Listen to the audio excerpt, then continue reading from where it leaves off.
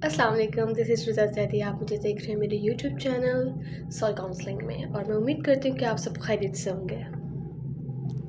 तो आज हमारा टॉपिक है 5 parenting styles and there effects on their lives. Psychology में स्टार्टिंग से लेके आज तक सिर्फ 4 पेरेंटिंग स्टाइल्स थे जिन पे फोकस किया जा रहा था, लेकिन अब 5वां जो पेरेंटिंग स्टाइल है वो ऐड किया गया है। तो 5th पे हम बाद में बात करेंगे, पहले हम डिस्कस करेंगे पॉइंट 1। फर्स्ट है अथॉरिटेरियन पेरेंट्स। ये क्या है, कैसे हैं इन चीज़ों ये जो पेरेंटिंग स्टाइल है इससे बच्चों पे क्या फ़र्क पड़ता है, क्या असर पड़ता है, बच्चे अडल्टहुड में कैसे हो जाते हैं, अडल्ट में कैसे हो जाते हैं या उनका बचपन कैसे गुजरता है और उनके क्या असरात होते हैं जो ज़िंदगी पे असरअंदाज होते हैं।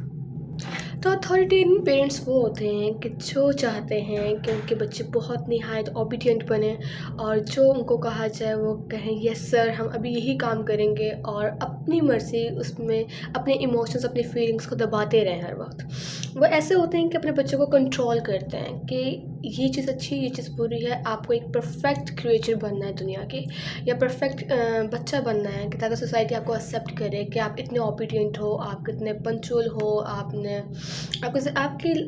आपकी पर्सनैलिटी ऐसी हो जाए, आपके करैक्टरिस्टिक्स ऐसे हों बॉडी के कि और आपके बॉडी जेस्चर्स ऐसे हों कि लोग कहें कि आपसे ज़्यादा परफेक्ट बच्चा कोई हो नहीं सकता किसी का। तो आपको परफेक्शन की तरफ जब लेके जाते हैं उन पेरेंट्स को कहते हैं अथॉरिटेरियन पेरेंट्स। सेकंड है परमिसिव पेरेंट्स। ये पेरेंट्स की वो टाइप है अपब्रिंगिंग करने की कि जिसमें वो अपने बच्चों से प्यार तो बहुत करते हैं लेकिन उनके अंदर कोई लिमिटेशन नहीं होती, कोई बाउंड्रीज नहीं सेट करते कि बच्चों को क्या करना चाहिए, क्या नहीं करना चाहिए, किस एज में किस तरह से ग्रूम करना है या उनकी पर्सनैलिटी पे क्या असरात हो सकते हैं। वो इन चीज़ों पर फोकस नहीं करते। उनका बस होता है कि हम बच्चों को प्यार दे रहे हैं, प्यार दे रहे हैं, प्यार दे रहे हैं और इसका नतीजा ये होता है कि वो बच्चे बहुत ज़्यादा लाडले होने की वजह से वो अपनी बाउंड्रीज मुतय्यन नहीं कर सकते, वो अपने आप को आगे लेके नहीं जा पाते और उनके अंदर कॉन्फिडेंस नहीं होता। इसको हम बाद में डिस्कस करेंगे, लेकिन अब हम जाते हैं 3 टाइप की तरफ। थर्ड है अथॉरिटेटिव पेरेंट्स। इसमें ये होता है कि वो बच्चों को गाइड भी करते हैं, उनकी लिमिटेशंस भी सेट करते हैं, उनको आज़ादी भी देते हैं, उनको फ्रीडम इस तरह की होती है कि वो सब कुछ करें मगर एक लिमिट में रह के। उनको उनकी बाउंड्रीज़ का पता होना चाहिए कि वो कब कहाँ कितना किस चीज़ को परस्यू कर सकते हैं, किस फील्ड में जा सकते हैं, किस चीज़ को छू सकते हैं, किस चीज़ से किस तरह बात करनी चाहिए। उन्हें एथिकल, मॉरल हर चीज़ की सपोर्ट भी देते हैं मगर उनके साथ साथ उसमें एक बाउंड्री सेट होती है उनके लिए। फोर्थ वन जो अब तक चलती आ रही है उसमें है नेग्लेक्टिंग पेरेंट्स। वो ऐसे पेरेंट्स होते हैं जो बच्चों को तवज्जो नहीं देते, जो उनका टाइम सेट नहीं करते। उनको इस बात से कोई कंसर्न नहीं होता कि बच्चे कहाँ हैं, क्या हैं, कैसे हैं, क्यों हैं और उनकी लाइफ में क्या चल रहा है, उनकी एक्टिविटीज़ कैसी हैं। वो बुरी सोबत में तो नहीं बैठ रहे, क्या उनकी सोबत अच्छी है कि नहीं, उनके क्लास मोनीटर नहीं कर रहे होते, उनकी स्कूलिंग मोनीटर नहीं कर रहे होते, उनकी एक्टिविटीज़ मोनीटर नहीं कर रहे होते, उनको बेजा इस्तेमाल होता है हर एक्टिविटी का, हर चीज़ में वो पार्टिसिपेट करते हैं या नहीं करते, इसको बाद में डिस्कस करेंगे। अब हम जाते हैं first activity, first parenting style जिसे कहते हैं अथॉरिटेरियन पेरेंट्स। अब हम इसको फर्दर डिस्कस करेंगे कि इसमें क्या क्या रीजंस होती हैं, कैसे कैसे होता है, पेरेंट्स का क्या रोल होता है और बच्चे पे किस तरह वो साइड इफ़ेक्ट्स होते हैं उसके। पेरेंटहुड कैसा जैसा मर्जी हो लेकिन वो पेरेंटहुड ही कहलाएगा। लेकिन हमने इसको 4 स्टेप्स में 4 कैटेगरीज में उसको डिवाइड किया है। फर्स्ट हम डिस्कस करने लगे हैं अथॉरिटेटिव पेरेंटिंग। तो इसमें ऐसा होता है कि अगर हम एक एग्जांपल लें कि एक बच्ची है, उसका नाम सारा है और वो बहुत अच्छी है, नौनिहार है, स्कूल भी जाती है, हर चीज़ करती है, लेकिन साथ ही साथ उस पर एक बर्डन आइज उसके पेरेंट्स ने उसको किया हुआ कि you have to be look like a perfect girl. How कि आपने ओबीडियंट रहना है, आपको जो कहा जाए, आपको पहली आवाज़ दी जाए, जिस तरह हमारे माशरे में होता है कि आपको पहली आवाज़ दी जाए, आपने फ़ौरन सुनना है, आपने एथिकली बात करनी है, कोई आए आपने उसको सलाम करना है, आपने उसको ले कर चलना है और कोई आए तो उसका शेयरिंग करनी है, आपने खाना वक्त पे खाना है, प्रॉपर खाना है, स्टडी टाइम पे करनी है, हर चीज़ को एक आप बहुत डिसिप्लिनाइज कर देते हैं कि लाइन वाइज उसके लिए चीज़ें रखी हुई हैं कि तुमने यही टास्क है और डेली बेसिस पे ये चीज़ें करनी है। लेकिन इसमें होता क्या है, इसके असरात क्या होते हैं बच्चे के ऊपर। बच्चा अपने आप को बहुत ज़्यादा बर्डनाइज फील करता है। जब वो बर्डनाइज फील करेगा तो वो अपने इमोशंस, अपनी फीलिंग्स को या तो एग्रेशन के तौर पे शो करेगा, एग्रेसिव हो जाएगा, आपका रूड हो जाएगा, ठीक है, ओबीडियंट नहीं रहेगा। बट क्योंकि उसको आपने माहौल ही ऐसा दिया है कि उसको हर सूरत में आपकी बात माननी है। फिर ऐसा बच्चा क्या करते हैं कि वो with the passage of time आपके कंडीशंस पे अमल करना शुरू कर देते हैं। जैसे आप अगर किसी को, एक मैंने अभी एग्जांपल दी कि एक बच्ची है सारा, उसके पेरेंट्स ने उसको हर चीज़ प्रोवाइड किया, बट उन्होंने बता दिया कि आपने रहना ओबीडियंट है, आपको अपनी ख्वाहिशों को नज़रअंदाज करना है, अपने इमोशंस को ज़ाहिर नहीं कर सकते। बहुत से पेरेंट्स होते हैं, बच्चे बताते हैं कि वो आपसे बात करना चाहते हैं लेकिन पेरेंट्स के पास टाइम नहीं होता। इसका मतलब ये नहीं कि वो आपको निगलेक्ट कर रहे होते हैं, ये बच्चों को भी कह रही हूँ, बड़ों को भी कह रही हूँ। लेकिन इसमें अथॉरिटेटिव पेरेंटिंग में ये होता है कि जब बच्चे आपसे बात करना चाहते हैं, अपने इमोशंस शेयर करना चाहते हैं, तो या तो उनको मजाक में उड़ा दिया जाता है, या वो फिर बच्चे आपके साथ मजाक में अपनी असल फीलिंग शेयर कर रहे होते हैं, तो आप उसको कंसीडर नहीं कर रहे होते, आप मजाक को मजाक के रुख में उड़ा रहे होते हो। तो ऐसे बच्चे बड़े होकर बहुत ज़्यादा एग्रेसिव होते हैं, वो अपनी पर्सनैलिटी को शेयर नहीं करते, उनमें कॉन्फिडेंस नहीं होता। जब वो आगे जाते हैं किसी भी स्टेज में, वो स्कूल में पार्टिसिपेट नहीं करते।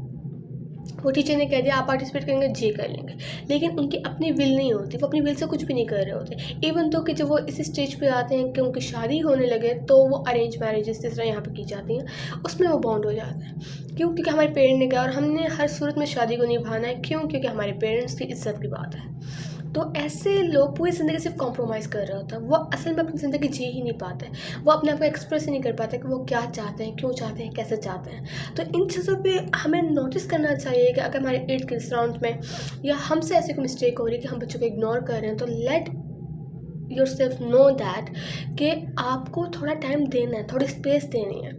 ऐसे पेरेंट्स वो होते हैं कि जो अपने बच्चों को स्पेस नहीं देते हैं। जब स्पेस नहीं देंगे, वो किसी के साथ खुलेगा नहीं, वो इंट्रोवर्ट हो जाएगा। इंट्रोवर्ट ज़्यादातर आप लोग देखेंगे वो बहुत डिसिप्लिन्ड होते हैं, वो अपनी चीज़ें शेयर नहीं कर पाते हैं, वो अपनी बातें शेयर नहीं कर पाते हैं, वो अपने कंसर्न शेयर नहीं कर पाते। इवन तो अगर उन्हें क्लास में क्वेश्चन समझना है तो वो भी नहीं कह पाते क्योंकि उनको समझ नहीं आया। तो ऐसे पेरेंट के साथ साथ अब हम नेक्स्ट पे जाएंगे। बट इस पेरेंटिंग का बहुत ज़्यादा नुकसान है। अगर कोई इस तरह की पेरेंटिंग कर रहा है अपने बच्चों की और आगे करने का सोच रहा है कि हमने बच्चों को इस तरह ब्रॉट अप करने का, वो बहुत आइडियलाइज हो, तो आप ये याद रखें, आप उनको आइडियलिस्टिक तो बना देंगे, ठीक है, वो मटीरियलिस्टिक हो या ना हो वो एक अलग चीज़ है, वो आइडियलिस्टिक हो जाएंगे, ठीक है, वो परफेक्शन की तरफ आ जाएंगे, बहुत परफेक्ट हो जाएंगे और हर बंदा वाह वाह कर रहा होगा आपके बच्चे के लिए, लेकिन वो अपनी ज़िंदगी से दूर हो जाएंगे, वो रियलिटी से बहुत दूर होंगे, वो प्रिटेंड करेंगे। जैसे हम डबल फेस कहते हैं, वो पता नहीं कितने फेस लेके फिर रहे होंगे। क्यों? क्योंकि उन्होंने अपने पेरेंट्स को कहीं लेट डाउन नहीं होने देना। तो कोशिश करें कि बच्चों को उतना ही, आप बच्चों से उतना ही एक्सपेक्ट करें जितना आप उसके लिए कर रहे हैं। क्योंकि बहुत से पेरेंट्स होते हैं जो बच्चों के लिए कुछ कर नहीं रहे होते हैं, लेकिन वही चाहते हैं कि बच्चे उनके लिए सब कुछ करें। तो ये गिव एंड टेक का रिलेशनशिप है। कोई भी रिलेशनशिप हो, हर रिलेशनशिप बेस करता है गिव एंड टेक पे। अगर आप आज टाइम देंगे, कल आपको आपका बच्चा टाइम देगा। आज आप उसे इतने पाबंदियों में रखेंगे तो कल वो भी आपके साथ लिमिटेड सा रहेगा। वो आपके इमोशंस को नहीं समझेगा, आपकी फीलिंग्स को नहीं समझेगा। वो कभी भी कोशिश नहीं करेगा कि आपके अंदर क्या चल रहा है। जो आपकी बॉडी जेस्चर होगा उसके अकॉर्डिंग आपको आंसर करेगा। हो सकता है कभी कभी वो आपका आंसर ही ना करे आपके एहतराम में, लेकिन ये एहतराम नहीं होगा, वो अपने आप को असल में मार रहा होगा। और जो इंसान इतना अपना मार के अपने आप को इतना बड़ा हो जाए या ग्रोन अप हो जाए, शादी हो जाए, बच्चे हो जाए, वो अपने बच्चों के साथ भी ये चीज़ें रेपुटेशन में ले आता है। जब रेपुटेशन में लेके आएगा तो उसकी अपनी ज़िंदगी तो एक जहन्नुम बन ही जाती है, क्योंकि उसकी अपनी कोई ज़िंदगी नहीं होती, वो दूसरों के कहने पे चल रहा होता है, सोसाइटी को खुश करने के लिए, पेरेंट्स को खुश करने के लिए या दोस्तों को खुश करने के लिए। वैसे ऐसे लोगों के दोस्त भी बहुत कम होते हैं। Let's come to our second point, permissive parenting. ये क्या होती है?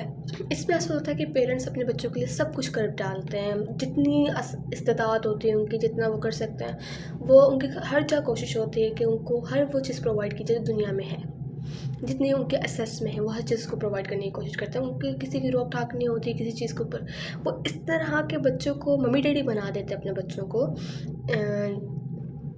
कि बच्चे आगे कॉन्फिडेंट फील नहीं करते, वो कम्पिटिट नहीं कर पाते किसी के साथ।